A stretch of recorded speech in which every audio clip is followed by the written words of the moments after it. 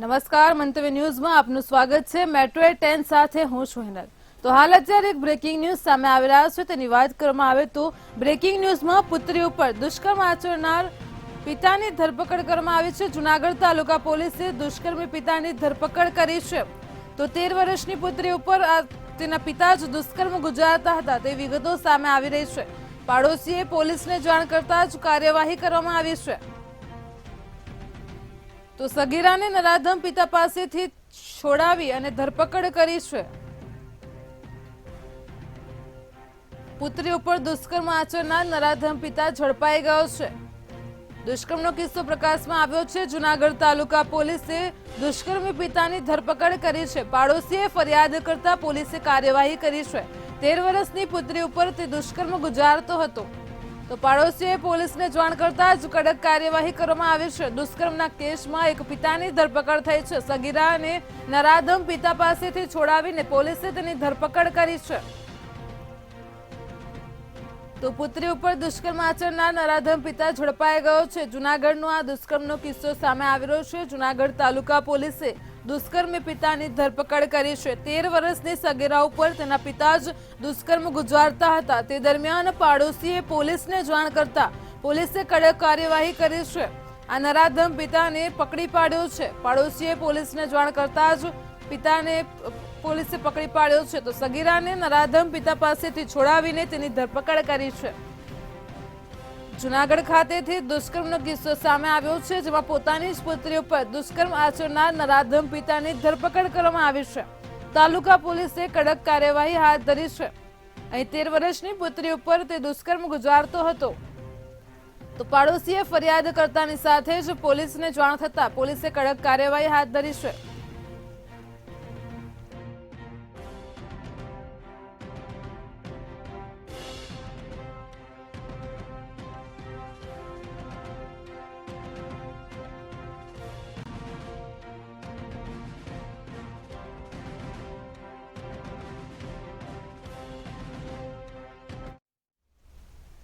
વડોદરામાં બનેલ હરણી તળાવ બોટ દુર્ઘટના મામલે એસઆઈટીની ટીમ દ્વારા સમગ્ર ઘટનાનું રિકન્સ્ટ્રક્શન કરાયું હતું અને તેમાં જાણવા મળ્યું છે કે બોટમાં ક્ષમતા કરતાં વધુ લોકોને બેસાડતા બોટ પલટી મારી ગઈ હતી। તેમજ મળતી માહિતી મુજબ પોલીસે ઘટનામાં સામેલ વધુ 3 આરોપીની ધરપકડ કરી છે।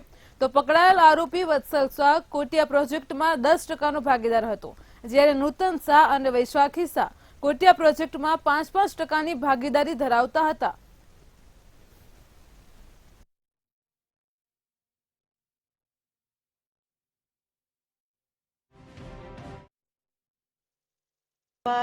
બોટ ફરી એને જ્યારે ચલાવીએ અને જે જગ્યા પર એનું જે દુર્ઘટના બની હતી જે જગ્યાએ ડૂબી ગઈ હતી એ જગ્યા પર ફરી એને લઈ જવામાં આવેલી હતી। એટલું જ વજન એ રીતે જ બધું કરી અને એનો ટેસ્ટ કરવામાં આવેલો હતો।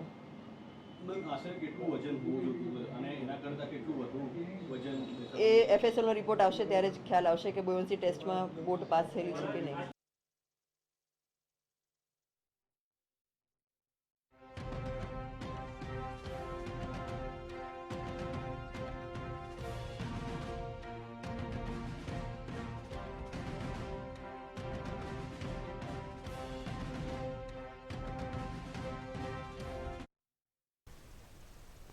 રાજકોટની વધુ એક કંપનીમાં પરપ્રાંતીય શ્રમિકો પાસે 1 મહિનાથી વધુ કામ કરાવ્યા બાદ શ્રમિકો દ્વારા પગાર માંગતા કંપની માલિકે હાથ અદ્ધર કર્યા હતા।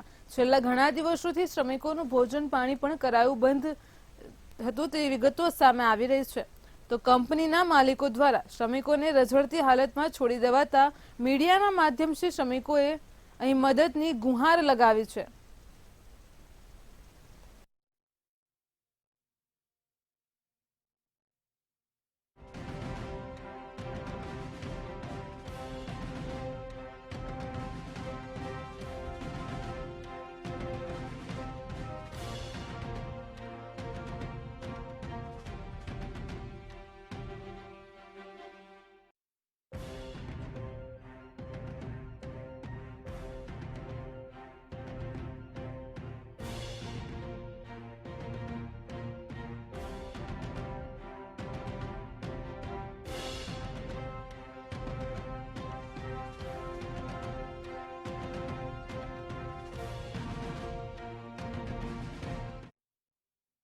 मालिक ना पैसा दे रहा है ना खर्चा दे रहा है। हाँ। ठेकेदार को भी भगा दिया है यहाँ से। क्या करने के लिए भेज दिया गया है ठेकेदार को? वो आदमी लेने के लिए भेजा है, फिर हम लोग बंधक बना लिए, पानी तक नहीं दे रहा है, खाना वाना मिल रहा है कि खाना नहीं? वाना कुछ नहीं दे रहा है। और यही है इस फ्लोरा दुकान का नाम फ्लेटरा स्टील। हाँ, इसमें पैसा वैसा मिल रहा है कि नहीं? नहीं दिया, 1-1.5 महीना से ड्यूटी करवा रहा है। ठेकेदार लेकर आए थे, हाँ। यहाँ पे ड्यूटी करवा रहा है। हम लोगों का ठेकेदार का जो है भेज दिया है कंपनी मालिक हाँ। कि जाओ और आदमी लेकर आना। और तो खाना वाना मिल रहा है कि नहीं? नहीं, खाना पीना सब बंद कर दिया है और कंपनी से भी निकालने का कोशिश कर रहा है, लेकिन हम लोग बैठे हुए हैं। पैसा वैसा है भाड़ा उड़ा की नहीं? कुछ भी नहीं है हम लोगों के पास, खाने के लिए पैसा नहीं है, भाड़ा का तो बात ही छोड़ दीजिए। 100 आदमी के आसपास हैं, ताकि इनको पेमेंट तक भी नहीं मिली है। पानी भी बंद कर दिए हैं, किसी के पास जाने के लिए किराया नहीं है। इतने आदमी साथ में हैं। ये हमारे जो भट्टी चलाते हैं मैनेजर साहब हैं, यहाँ पड़े हैं। ये हमारे सुपरवाइजर हैं, ये हमारे इंचार्ज हैं। जो भी अन्य आदमी हैं उनको बहुत कष्ट है। इस समस्या का समाधान आप कैसे भी करवा दीजिए ताकि हम घर तक पहुंच सकें। ગુજરાતની રાજ્યસભાની 4 બેઠકો ઉપર ભાજપના 4 ઉમેદવારોએ વિજય મુહૂર્તમાં ઉમેદવારી પત્ર ભર્યું છે। ઉમેદવારોએ હજારો કાર્યકર્તાઓની હાજરીમાં બેન્ડબાજા સાથે ઉત્સાહજનક વાતાવરણમાં નામાંકન દાખલ કર્યું હતું। આ પ્રસંગે રાજ્યના મુખ્યમંત્રી ભૂપેન્દ્ર પટેલ, પ્રદેશ અધ્યક્ષ CR પાટીલ, ગૃહ રાજ્યમંત્રી હર્ષ સંઘવી સહિત મોટી સંખ્યામાં કાર્યકર્તાઓ ઉપસ્થિત રહ્યા હતા।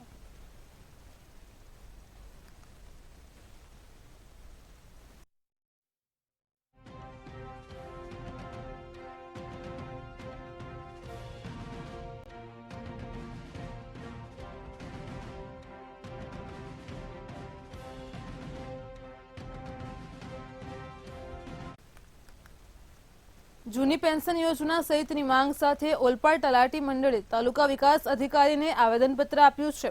રાજ્ય સરકારના વિવિધ કર્મચારી મંડળો દ્વારા ગાંધી ચિંધ્યા માર્ગે અહિંસાત્મક રીતે કાળી પટ્ટી બાંધીને પોતાના કાર્યમાં ફરજ બજાવી રહ્યા છે, ત્યારે ઓલપાડ તલાટી મંડળ દ્વારા મંડળની જૂની માંગ સાથે આવેદનપત્ર આપ્યું હતું। રાજ્યના કર્મચારીઓ એ મંડળોની વર્ષો જૂની માંગ જેવી કે જૂની પેન્શન યોજના સહિત અન્ય માંગો સરકાર નહીં સ્વીકારે તો આવનાર સમયમાં કાળા કપડા પહેરી વિરોધ નોંધાવીશું તેવી ઓલપાડ તલાટી મંડળના મહિલા પ્રમુખ દ્વારા ચીમકી ઉચ્ચારવામાં આવી હતી।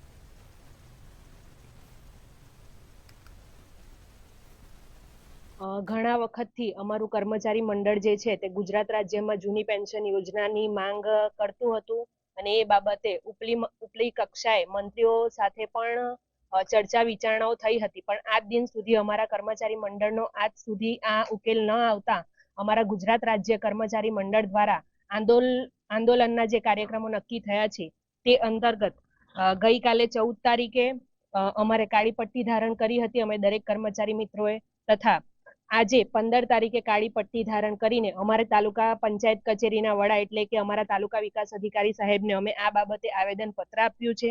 હજુ આ બાબતે ઉકેલ ન આવે તો આવતીકાલે અમારા આંદોલનના કાર્યક્રમના ભાગરૂપે કાળા કપડા ધારણ કરી અમે અમારી ફરજ બજાવશું।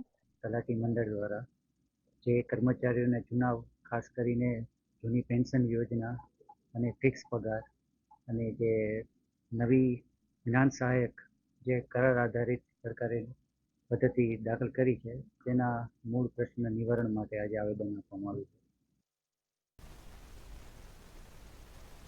જામનગર જિલ્લા પંચાયત ખાતે જનરલ બોર્ડની મીટિંગ મળી હતી અને જેમાં રૂપિયા 678.66 લાખનું 2023-24નું સુધારેલું બજેટ અને અંદાજપત્ર જામનગર જિલ્લા પંચાયતની બેઠકમાં પ્રમુખ મેબેન ગરસરે રજૂ કર્યું હતું અને જ્યારે 1040.51 લાખનો ખર્ચ દર્શાવ્યો હતો।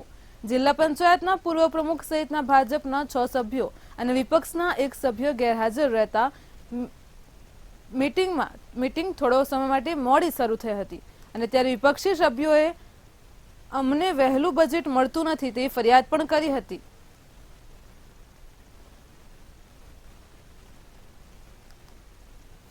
વર્ષ 23-24નું સુધારેલ અને વર્ષ 24-25નું અંદાજપત્ર રજૂ કરવામાં આવ્યું, જેમાં મુખ્યત્વે શિક્ષણ, રસ્તા અને આરોગ્ય જેવી મુખ્ય સુવિધાઓ વિશે બજેટમાં સારી એવી જોગવાઈઓ કરવામાં આવેલ છે અને આ જોગવાઈ મુજબ લગભગ ગ્રામ્ય વિસ્તારમાં બધે સુખાકારી માટે બધા દરેક કામ થઈ જાય અને બધાને સંતોષ મળે પબ્લિકને એવી રીતે આખું આયોજન કરી અને આ વર્ષનું બજેટ મૂકવામાં આવેલ છે.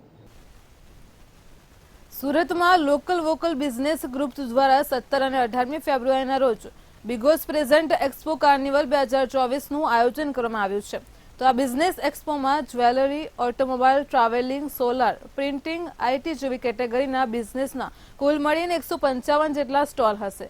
તેમજ 17મી અને 18મી ફેબ્રુઆરી 2024ના રોજ યોજાનાર આ 2 દિવસ ભવ્ય એક્સપોમાં આશરે 1 લાખ કરતાં પણ વધારે લોકો વિઝિટ કરશે, જેમાં 1000 કરતાં પણ વધારે મેમ્બર એ લોકલ વોકલ બિઝનેસ ગ્રુપ સાથે જોડાયેલા છે, જેમાં ભારત સરકારના મંત્રી મનસુખ માંડવિયા આ એક્સપોનું વર્ચ્યુઅલી ઉદ્ઘાટન કરશે.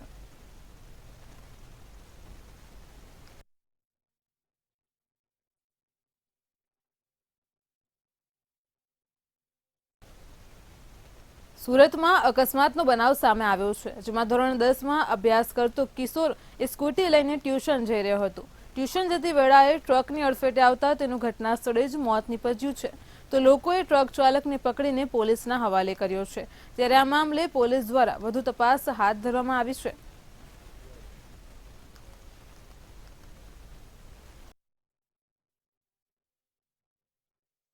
मेरा लड़का शमसुल कमर ट्यूशन के लिए जा रहा था, घर से 7:30 बजे निकला. मैं सोया रह गया, इसके लिए उनको छोड़ नहीं पाया, तो वो आज खुद से चाबी लेके बगैर कहे हुए निकल गया और उसका एक्सीडेंट हो गया. अपने संगम से निकला और तैयबा मस्जिद के पीछे वाला रास्ता है, वहाँ पे एक ट्रक वाले ने उनको दबा दिया. तो उनको अब जो है से कहना यह है कि देखिए तपास करिए और उनको जो है से जो दोषी है उनको सज़ा मिले. સુરતના વરાછા વિસ્તારમાં એક ફ્લેશ ફાયરની ગંભીર ઘટના સામે આવી હતી, જેમાં ઘરમાં ગેસ સિલિન્ડરમાં રેગ્યુલેટર ચેન્જ કરતી વખતે સિલિન્ડર લીકેજ નીકળ્યો હતો. તો રસોડાની બાજુમાં આવેલા મંદિર ખાતે પૂજાપાઠ પણ કરી રહ્યા હતા અને ત્યારે દીવાની આગ પકડી લીધી હતી, જેમાં માતા, પુત્ર અને પુત્રવધુ 3 દાઝી ગયા હતા. માતાનું સારવાર દરમિયાન મોત નીપજ્યું હતું અને જેથી પરિવારમાં શોકનો માહોલ છવાઈ ગયો હતો.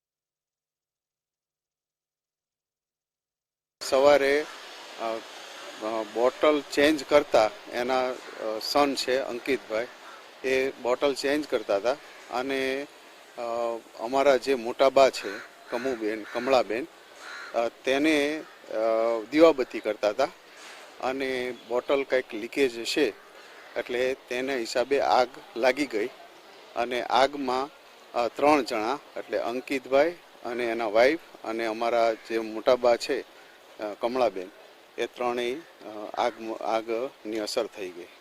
કમળાબેન કાંતિભાઈ ચલુડિયા જે અમારા મોટાબા છે એ જે ધામમાં ગયા છે એટલે એને વધારે સાડી પહેરેલી હતી એટલે વધારે એને અસર થઈ હતી. સુરત જિલ્લા સહિત ઓલપાડ તાલુકામાં મુખ્યત્વે શેરડી પછીનો પાક જો ખેડૂતો લેતા હોય તો તે ડાંગર છે. અહીં ધરું તૈયાર થઈ જતા જ ખેડૂતોએ ધરુની ફેરવાવણી શરૂ કરી દીધી છે. તો કેટલાક ખેડૂતો ડાંગર રોપણી કરી દીધી છે. જેમ ડાંગરનું ધરું અને ઘાવલ ખેતરમાં તૈયાર થાય તેમ તેમ ખેડૂતો ડાંગરની વાવણી કરી રહ્યા છે.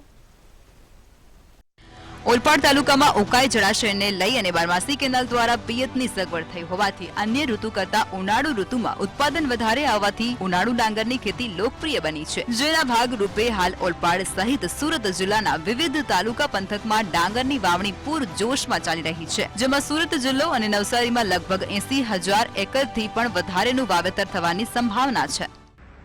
સમગ્ર દક્ષિણ ગુજરાતમાં ખાસ કરીને નવસારી, જલાલપોરથી લઈને અજીરાથી ઓલપાડના અને ખાસ કરીને હાંસોદના કાંઠા વિસ્તારમાં જે સારીઓ જમીન છે એમાં ઉનાળુ ડાંગરની વિપુલ પ્રમાણમાં ખેતી થાય છે. સાથે સાથે બારડોલી અને ખાસ કરીને વ્યારા સુધી માંડવી સુધી જ્યાં નહેરના પાણીની વ્યવસ્થા છે ત્યાં સવિશેષ ઉનાળુ ડાંગરનું રોપણની સિઝન ચાલુ થઈ ગઈ છે.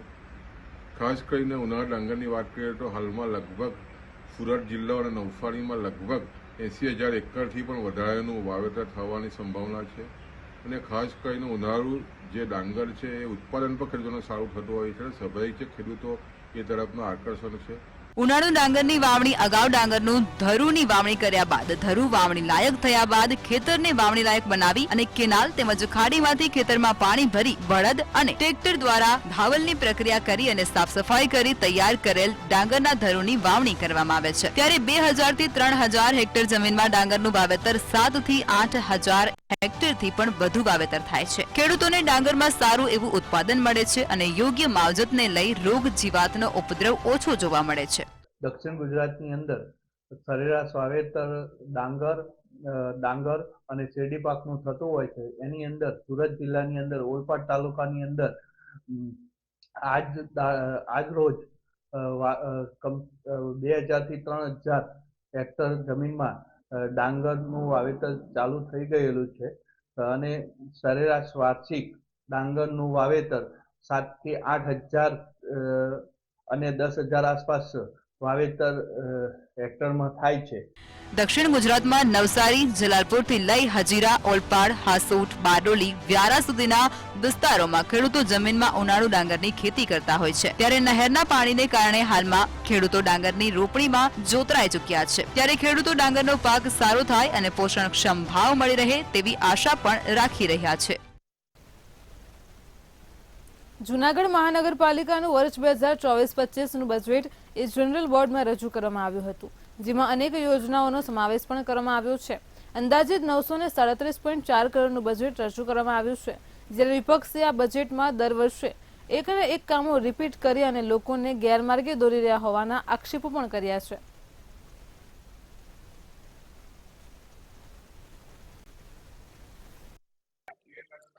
વિરોધ પક્ષ દેખાતું નથી. તમે જોઈ રહ્યા છો જુનાગઢમાં આજે રોડ, રસ્તા, બગીચા, જે તળાવના કામ ચાલી રહ્યા છે, દરેક જગ્યાએ તમને નવા કામ જોવા મળશે જ.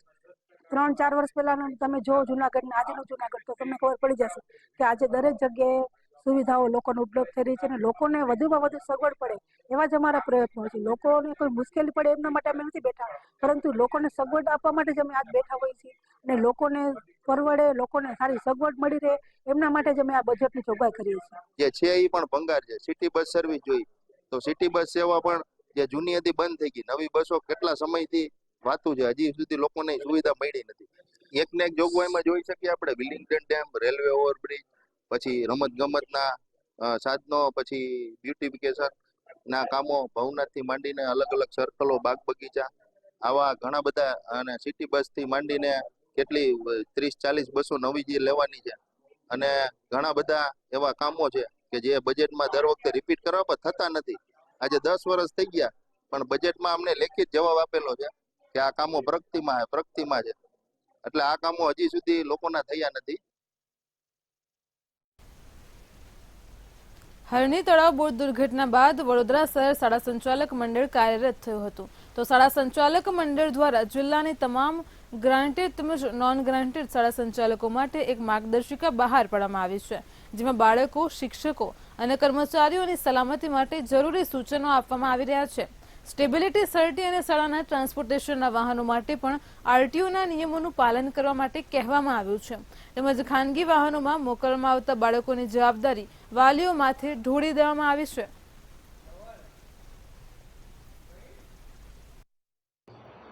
એટલે સાવચેતી રાખવાના ભાગરૂપે જ આ માર્ગદર્શક સૂચનો અમે બહાર પાડ્યા છે.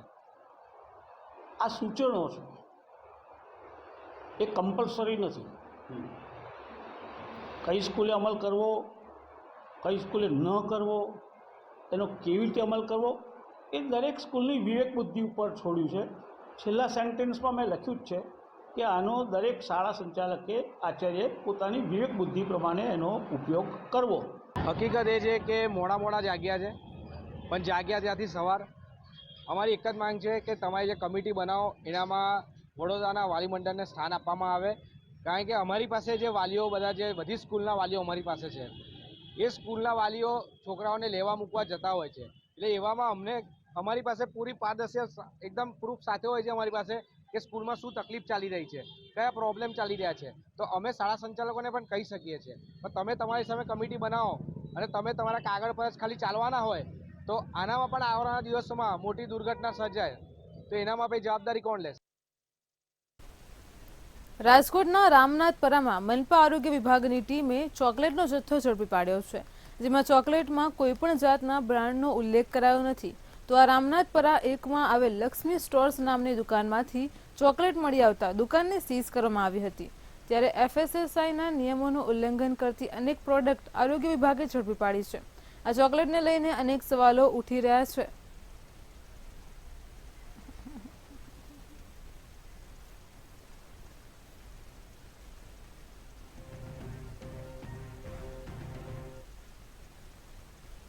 કે સદર વેપારી મયુરભાઈ છે તે પેઢી ઉપર ચોકલેટ, પીપર, કન્ફેક્શનરી, બેકરી આઇટમનું હોલસેલ વેચાણ કરે છે. અંદર જતાં અમને માલુમ પડે છે કે ઘણી પ્રોડક્ટો છે કે જેની અંદર food safety and standard act પ્રમાણે જે લેબલ પ્રોવિઝન હોવું જોઈએ લેબલ જ નથી. ઘણી પ્રોડક્ટો એવો છે કે જેમાં એક્સપાયર થઈ ગઈ હોય છે, એની ઉપર માર્કરથી ટેમ્પરિંગ કરવામાં આવ્યું છે. ઘણી ઇમ્પોર્ટેડ પ્રોડક્ટ છે જે ચાઇનાથી ઇમ્પોર્ટ થતી હોય તો ઇમ્પોર્ટર તરીકે ખરેખર એની અંદર ઇમ્પોર્ટરનું નામ સરનામું હોવું જોઈએ, FSSAI લોગો, FSSAI નંબર હોવો જોઈએ. એ કોઈ પણ વસ્તુ જો જામનગર પોરબંદર રોડ ઉપર ધારાગઢની રેલવે ફાટક પાસે આઈસર ટ્રક પલટી મારતા અકસ્માત સર્જાયો હતો, જેમાં લાલપુરના મેમાણા ગામેથી ભાણવડના ભેનેકવડ ગામે લગ્નમાં આવતા પરિવારને અકસ્માત નડ્યો હતો. ત્યારે આઈસર ટ્રક પલટી મારતા 18 જેટલા વ્યક્તિને ઈજા પહોંચી હતી, જ્યારે માલભાઈ જુજા નામના 55 વર્ષના વૃદ્ધનું મોત નીપજ્યું હતું અને અન્ય ઈજાગ્રસ્ત વ્યક્તિઓને સારવાર અર્થે જામનગર રિફર કરવામાં આવ્યા હતા.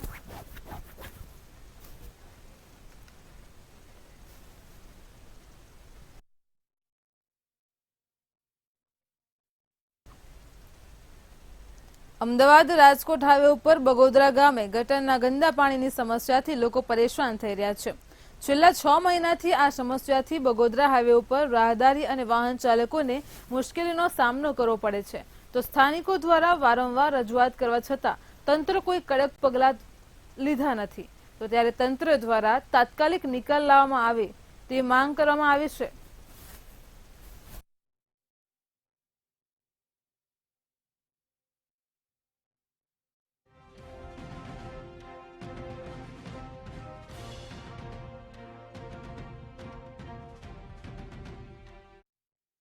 આપણે આ ગટર વિશેની રજૂઆત ઘણા વાર કરી છતાં પાણીની કોઈ સમસ્યાનો હલ થઈ ચૂક્યો નથી અને આ ગટરનું પાણી લગભગ 6 મહિનાથી જે તકલીફ છે એ સરકારશ્રીને રજૂઆત કરવા છતાં હજુ સુધી એનો કોઈ ઉપાય થઈ શક્યો નથી.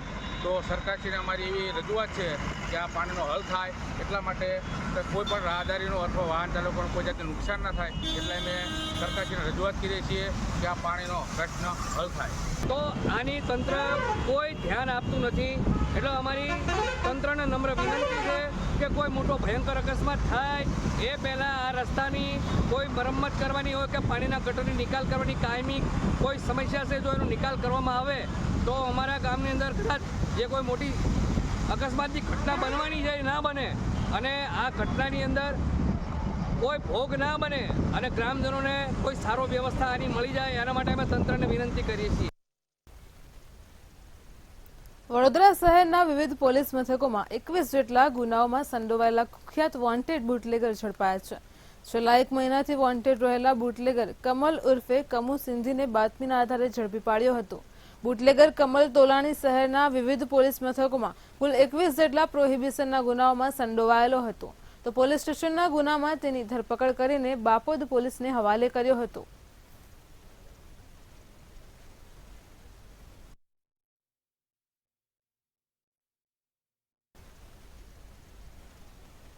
મેટ્રો 10 માં હાલ આટલું જ. વધુ સમાચારો માટે જોડાયેલા રહો મંતવ્ય ન્યૂઝ સાથે. નમસ્કાર.